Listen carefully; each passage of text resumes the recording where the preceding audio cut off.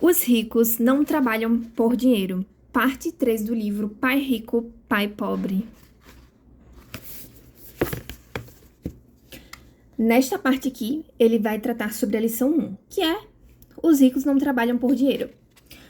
O autor do livro, Robert, ele estudava numa escola em que tinha vários amiguinhos ricos, mas lá também havia um amiguinho pobre, assim como ele, que era o Mike. E ele se sentia assim muito triste, ele queria saber como ganhar dinheiro para ele conseguir se equiparar àqueles amiguinhos da escola. E ele se indagava ao pai dele, que aqui a gente descobre que o pai dele era o pai pobre. Como é que ele poderia ganhar dinheiro? E ele via ali que o pai dele não sabia muito como é que ele poderia fazer isso.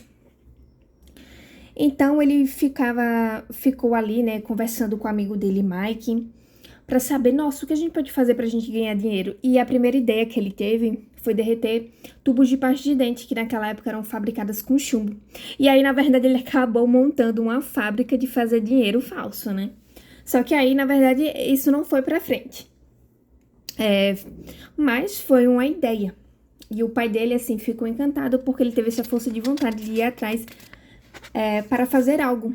Mas o pai dele, ele não sabia como ensinar o filho a crescer. Foi quando ele falou, olha, você sabia que o pai do Mike, ele sim tem como lhe explicar fazer dinheiro. Eu estou no mesmo banco que ele, o gerente disse que o cara é uma máquina de fazer dinheiro. Foi então que ele e o amigo foram pedir instruções para o que então seria o pai de Mike, que era o pai rico. E começa o desenrolar da história. E o pai rico, ele quer instruir os dois, só que de uma maneira mais prática. Ele não chega e fala coisas para eles ouvirem. Ele botou os meninos no fogo para aprender como é que seria essa questão de ganhar dinheiro. Inicialmente, ele vai ensinar mais um comportamento mental para eles se manterem estáveis aí no jogo do dinheiro, que é quando o pai de Mike coloca eles para trabalhar todo sábado em uma das lojas dele, limpando prateleiras por um mísero dinheiro. E os meninos vão. Até que chega uma hora que o Robert, o autor do livro, né, ele vai ficar muito zangado e vai querer desistir do negócio. Só que aí o pai rico já esperava isso. E ele vai lá conversar com o pai rico. Na verdade, o pai rico até gostou dele ter ficado com raiva. Porque, como ele falou, tem muitas pessoas que aceitariam pelo simples fato de temer, né? Perder aquela oportunidade ali de emprego. Então, ele gostou, sim, dessa reação do Robert. E eles tiveram um grande diálogo.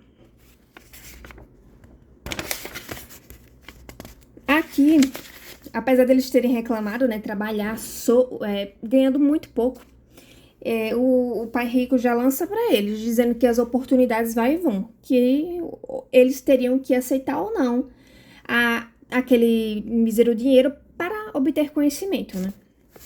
E aí, se sabem, eles aceitaram e houve toda essa questão que o Robert se revoltou com o pai rico. E aí o pai rico vai explicar para ele que a vida bate em todos nós, né? E o que é que a gente vai extrair disso, né? Ele estava recebendo muito pouco. E o que ele quis que o menino ali aprendesse naquele momento é que ele não culpasse só o patrão ali por ele estar recebendo pouco. Às vezes também ele teria que ter uma percepção mais aguçada para se fazer perguntas. Se ele realmente estava ali ganhando aquele dinheiro, era porque ele queria realmente ganhar aquele dinheiro, porque no fundo ele teria um medo de perder, de ganhar nem aquele mísero dinheiro, entendeu? Então, ele já começou explicando isso, que a vida batia em todos e que algumas pessoas aceitavam, outros iam procurar fazer outra coisa, enfim, se ele queria estar se ele se sentiu bem com aquela situação e se ele queria continuar no futuro dele a estar naquela posição, né, de submissão, de receber tão pouco. E ou algumas coisas aqui que eu anotei, é que ele vai falar que se você for o tipo de pessoa que não tem garra, desistirá toda vez que a vida bater em você. E aqui ele fala que no fundo as pessoas têm pavor de se arriscar, mas queriam na verdade vencer, só que o medo de perder é maior do que o prazer da vitória. Um outro ponto que é bem interessante é que esse livro foi escrito há tanto tempo, e aqui ele já fala que o estudo se mostra pouco valioso no mundo real.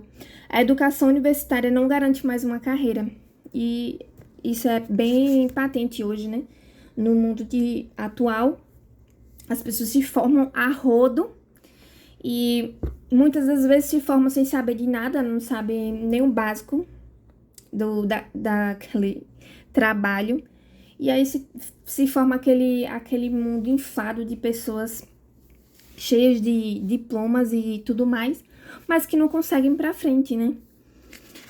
Sobrecarregando aí o mercado e fazendo até com que a mão de obra fique mais barata.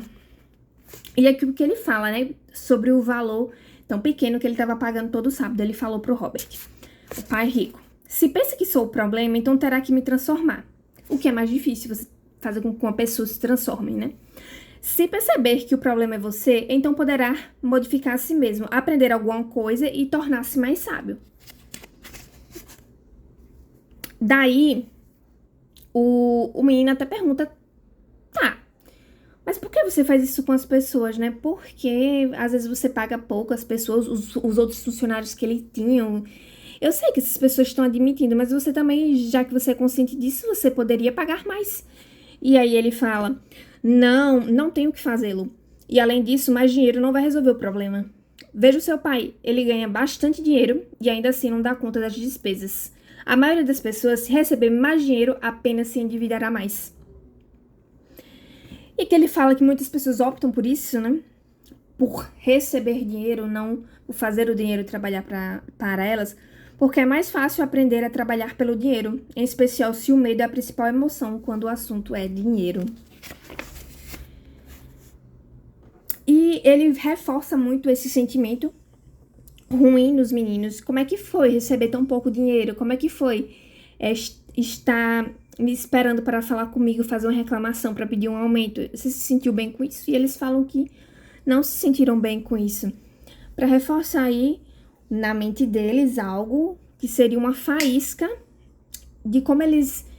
de uma chama que se mantivesse acesa dentro deles de querer fazer dinheiro, não receber dinheiro, sabe? De como a situação oposta a fazer dinheiro seria algo que eles se sentiriam mal. Então ele deu uma pequena amostra do que poderia ser a vida deles no futuro. E ele fala que é muito importante a pessoa estudar sobre finanças durante toda a vida, que a instrução financeira é extremamente importante. Então, você não vai estudar só um período da sua vida, você vai estudar para sempre esse assunto. Aqui, eu até dei uma rasgada aqui no livro agora, meu Deus. E aí ele fala, agora ele chega no ápice, né? Que ele fala que agora os meninos não vão trabalhar por nada, nem por míseros centavos, nem por nada mais. Não vão receber mais nada para trabalhar. E ele acaba concordando. Fica um pouco assim, né? Olha, eu fui para receber um aumento e acabei concordando a trabalhar por nada. Bem. E aí o pai de Mike volta depois de um tempo que eles estão trabalhando ali sem receber nada. E oferece uma boa quantia de dinheiro para eles, para continuar trabalhando. E eles não aceitam, né? Ficam assim assustados com a quantia de dinheiro que eles iam receber por hora. Aí o que ele fala, o pai rico, que a maioria das pessoas, elas têm um preço. E por causa de duas emoções humanas, o medo e a ambição, elas têm esse preço. Primeiro, o medo de não ter dinheiro as leva a trabalhar arduamente. E quando recebem um pagamento, a ambição ou o desejo as leva a pensar nas coisas maravilhosas que podem ser compradas. Então se define o padrão. Que a pessoa acorda, vai para o trabalho, paga as contas. Acorda, vai para o trabalho, paga as contas. A partir do padrão ali que a pessoa tem de receber ao mês. O meu limite é esse por mês, eu vou aceitar isso pra mim. Creio que no futuro aqui do livro, ele vai falar sobre essa liberdade de receber muito mais dinheiro por mês e não ter essa limitação. Mas como ele fala, muitas pessoas têm a limitação de, essa quantia de dinheiro por mês tá suficiente pra mim. E aí é o preço daquela pessoa, né? O preço que aquela pessoa tem pra trabalhar pra você. Você consegue conquistar aquilo daquela pessoa, né? A mão de obra dela vale aquilo. E aí, a partir disso que você, no caso, compra aquela pessoa, né? Pra trabalhar pra você. E aqui é uma outra lição que eu creio que lá na frente ele vai falar para os garotos. Que é que ele já está trabalhando a mente deles para que eles vejam que se eles tiverem esse crescimento a 3 mil reais, eles vão fazer qualquer coisa por esses 3 mil reais. Basicamente isso. E que para eles se tornarem o que eles querem, que é ficar ricos, eles não podem ter esse preço em mente, né? Porque senão eles vão se desviar do foco mais facilmente. E aí ele trata também esse aspecto na mentalidade dos garotos. Bem,